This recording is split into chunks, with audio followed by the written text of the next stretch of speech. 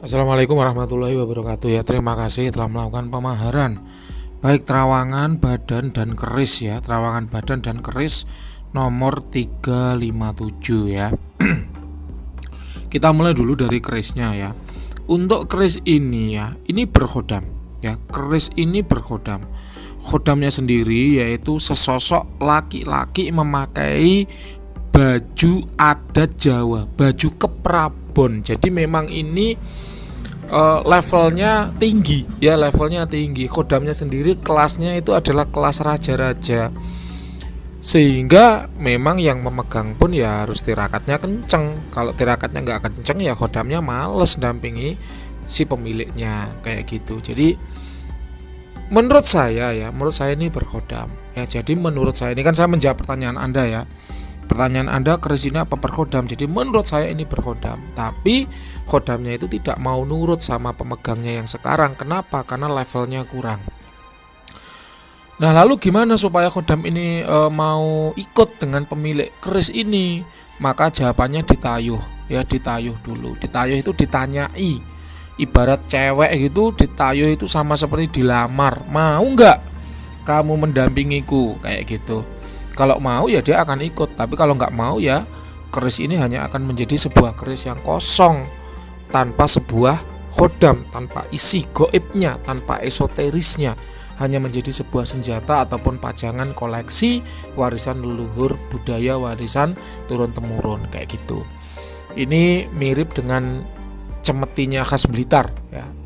Karena saya ini tinggal di Blitar ya, maka saya itu menekuni ya budaya-budaya yang ada di Blitar. Ini juga sekaligus menjawab ya bagi pendengar semua. Katanya Mbah Wira itu selalu takut ya membuka alamat rumahnya di mana. Jangan salah ya, saya tuh nggak takut membuka alamat rumah ya. Sudah sering saya sebutkan di banyak video. Padepokan Sengkau itu lokasinya ada di Blitar, Jawa Timur ya. Dan saya sendiri kenapa kok tidak menerima tamu di rumah? Karena dengan tidak membuka alamat saja, tamu saya itu udah banyak sekali dan saya itu nggak sempat istirahat, sehingga saya kecapean ya, nggak sempat berkarya, nggak sempat ritual yang aneh-aneh, nggak sempat membuat azimat yang unik-unik. Kenapa? Karena kebanyakan tamu. Oleh karena itu saya tidak membuka alamat. Kalau ada orang-orang yang penting saja yang saya anggap oke, silakan ke rumah karena mengingat kasusnya yang berat, baru itu saya japri, saya tunjukkan di mana alamat saya, lokasinya beserta SAR lokasinya, GPS-nya saya tunjukkan, dan banyak dari teman-teman itu yang sudah datang ke rumah. Ya, jadi itu ya alasannya, bukan karena saya takut, enggak, ngapain takut, sama manusia aja kok takut ya. Jadi alasannya karena saya sudah terlalu banyak tamu, dan itu bisa dilihat ya dengan orang-orang yang sudah pernah datang ke sini, itu pasti saya usir. Udah malam, ayo pulang gitu, karena saya mau ritual, saya mau istirahat, saya mau apa kayak gitu. Itu sampai saya usir-usir. Udah ya, pulang ya, udah malam kayak gitu. Kenapa? Karena itu kebanyakan tamu saya itu. Oke, jadi kembali ke Blitar ya. Jadi di Blitar itu ada sebuah cemeti ya, yang disebut dengan Pecut Samandiman. Pecut Samandiman itu adalah pecut milik bupati yang pertama dulu.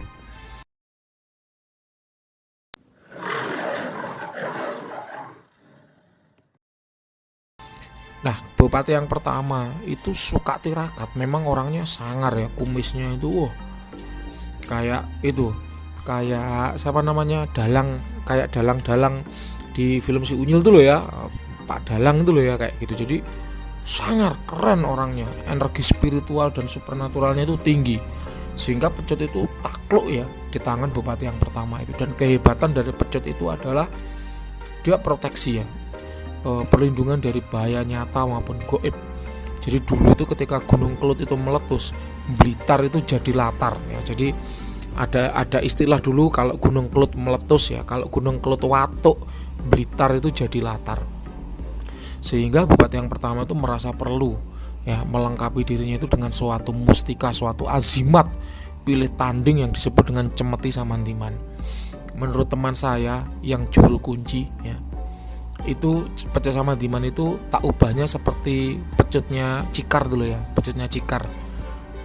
Tapi kalau orang yang bisa melihat sisi supranaturalnya, itu bentuknya adalah cemeti emas ya. Tapi kalau dari wujud mata biasa kayak pecutnya Cikar kayak gitu. Nah itu kalau Gunung Kelut meletus ya, sama bupati yang pertama dulu, Mbah Ronggo Hadinegoro namanya, itu dipecutkan di pendopo kabupaten. Terus masyarakatnya itu ngungsinya itu di alun-alun ya, alun-alun yang sekarang jadi alun-alun Kota Blitar itu.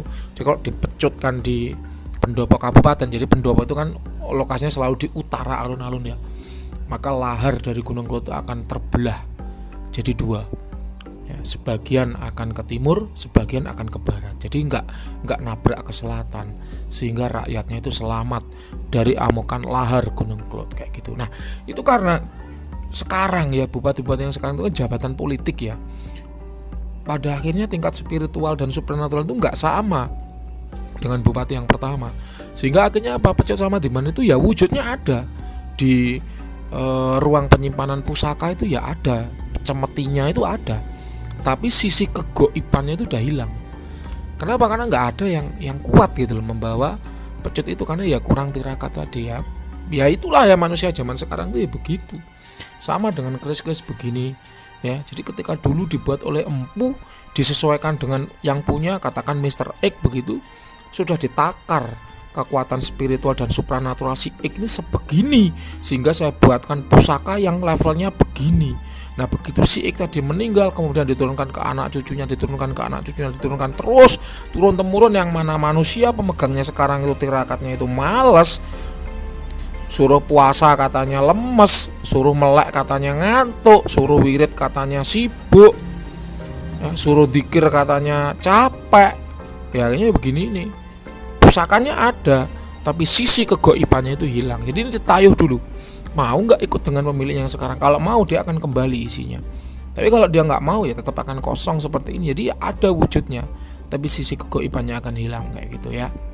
Itu penjelasannya ini bagus ya, ini bagus, ini high level ya, high level, saya katakan ini high level. Wujudnya sendiri saya melihat adalah seorang laki-laki memakai baju keprabon ya kayak gitu.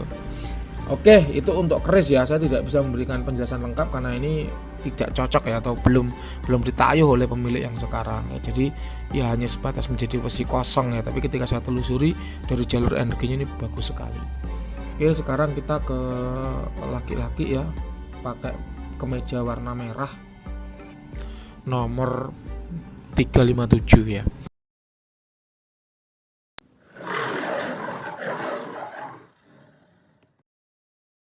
Nah secara energi ya Pak ya, saya panggil Bapak ya. Kenapa? Karena udah wajahnya ini kebapaan ya. Jadi secara energi Pak ya, energi yang ada di tubuh Anda itu masuk kategori biasa. Jadi tidak tinggi juga tidak jelek, tidak istimewa juga tidak sangat istimewa, juga tidak jelek ya, tidak tinggi juga tidak rendah, biasa seperti orang pada umumnya. Kalau saya skalakan ya, dari 1 sampai 10 kira-kira berada di level 8,3. Memang Anda masih muda, bergairah, perkasa, tapi secara energi biasa. Mohon maaf ya, jangan tersinggung ya. Kalaupun misalnya ada dukun lain mengatakan, wah energi Anda ini tinggi, energi Anda ini hebat, ya silakan aja, itu kan kata orang lain. Tapi kalau kata Mbah Wira enggak ya. Jadi saya punya standar tersendiri, saya punya alat hitung sendiri yang mengatakan bahwa untuk energi tubuh Anda masuk kategori biasa kayak gitu. Ya ini susahnya mengukur energi itu karena nggak ada alat ukur yang pakem ya. Ini kalau kalau dalam fisika itu tidak terstandar secara internasional gitu ya, tidak ada SI-nya, tidak terstandar. Beda dengan berat ya, ngukur berat di Sumatera sama di Papua sama. Kenapa? Karena ada alatnya namanya timbangan kan gitu. Ngukur panjang tinggi badan di Papua sama di Sumatera sama. Kenapa? Karena ada alatnya namanya meteran kan gitu. Kalau menurut mengukur energi ini gimana? Tiap orang nggak sama. Kenapa? Karena nggak ada alat ukurnya yang terstandar kayak gitu. Jadi ini menurut saya biasa ya. Nah, energi yang ada di badan itu bervibrasi membentuk warna. Warna itu yang disebut dengan aura. Khusus untuk diri Anda, auranya yang dominan adalah aura merah. Karena karakter Anda yang keras, berpendirian teguh, berprinsip kuat. Kalau mau sesuatu, punya keinginan, menginginkan sesuatu, pasti akan dikejar sampai dapat. Anda orang yang pantang menyerah, pantang putus asa, tidak mudah menyerah, tidak mudah putus asa. Orang yang gigih dan pekerja keras. Itu sisi positifnya. Sisi negatifnya adalah Anda orang yang sangat keras kepala dan susah dinasehati. Tapi nggak apa-apa ya, nggak usah tersinggung dengan sisi negatif. Kenapa? Karena saya sebutkan banyak yang positif ya. Walaupun memang di lain sisi setiap sisi positif itu juga artinya mengandung sisi negatif. Contoh, Anda itu kalau punya keinginan pasti akan diperjuangkan dengan gigih, tidak mudah menyerah dan tidak mudah putus asa. Itu sisi negatifnya, artinya keras kepala kan gitu. Anda itu orangnya berprinsip dan berpendirian kuat. Itu artinya dinasehatin susah kan gitu. Jadi sebenarnya tiap kalimat itu pasti punya sisi negatif. Tapi nggak masalah. Kenapa? Karena semua orang itu pasti punya sisi positif dan sisi negatif. Contoh, orang itu sangat dermawan sekali. Ya itu sisi positifnya, sisi negatifnya apa? Boros kan gitu. Jadi ya itulah ya. Semua itu pasti berpasangan. Jadi jangan tersinggung, jangan khawatir. Yang penting adalah bagaimana kita mendesain ya. Bagaimana kita memanage, mengatur sisi negatif kita itu agar tidak merugikan, dan bagaimana kita memaksimalkan sisi positif kita itu sehingga bermanfaat. Kalau buat saya kayak gitu. Kemudian ya untuk jin negatif, energi negatif, kiriman santet pelet di badan tidak ada. Kemudian kalau untuk jin liar, saya menangkap aura Anda ini disenangi oleh jin liar. Jadi aura merah yang terbentuk itu karena karakter ya, bukan karena proteksi yang kuat ya. Walaupun memang sebagian besar ketika memiliki aura merah ini proteksinya kuat, tapi khusus untuk Anda ini karena karakter ya. Pada akhirnya karakter Anda ini malah menarik jin-jin liar untuk mendekat. Ya sehingga jin liar itu sering datang, sering singgah, sering datang dan pergi, kepo dengan diri Anda. Itu siapa sih? Mendekat, setelah mendekat tahu dia akan pergi lagi. Jadi energi Anda itu memang menarik jin-jin negatif untuk jin-jin liar untuk mendekat ya kayak gitu.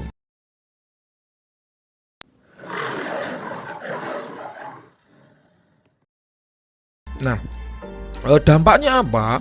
Dampaknya kalau tidak kuat maka gampang pusing. Ya gampang pusing karena terus-menerus terjadi gesekan energi kayak gitu. Lalu solusinya gimana? Solusinya cukup mudah. Yang gratis tingkatkan ibadah. Itu yang gratis. Yang bayar miliki khodam penjaga. Itu yang bayar. Jadi tinggal pilih mau yang gratis apa mau yang bayar kayak gitu. Kemudian ya untuk khodam ya, khodam di badan tidak ada, saya tidak melihatnya. Kalau baik itu khodam leluhur ataupun khodam hasil pengisian, mungkin orang akan mengatakan, Anda ini punya khodam leluhur berupa raja-raja ya, boleh-boleh aja, itu kan kata orang. Tapi kata Mbak Wira enggak. Saya punya standar tersendiri ketika saya mengatakan seorang itu didampingi oleh khodam leluhur, maka khodam itu harus mayoritas atau lama menghabiskan waktu bersama si manusia. Jadi katakan 24 jam, yang 23 jam khodam itu mendampingi, yang 1 jam khodam itu tidak mendampingi, maka itu akan saya sebut dengan punya khodam leluhur. Tapi kalau sebaliknya, khodam leluhur itu hanya nongol sesekali aja, sedetik 2 detik nongol terus pergi lagi, sedetik 2 detik nongol pergi lagi, maka saya sebut dengan tidak punya khodam leluhur kayak gitu. Jadi saya punya standar sendiri untuk menyebut apakah seorang itu punya khodam leluhur atau tidak. Oke, sekiranya itu yang bisa saya baca dari diri Anda. Silahkan kalau ada yang kurang jelas boleh ditanyakan ya.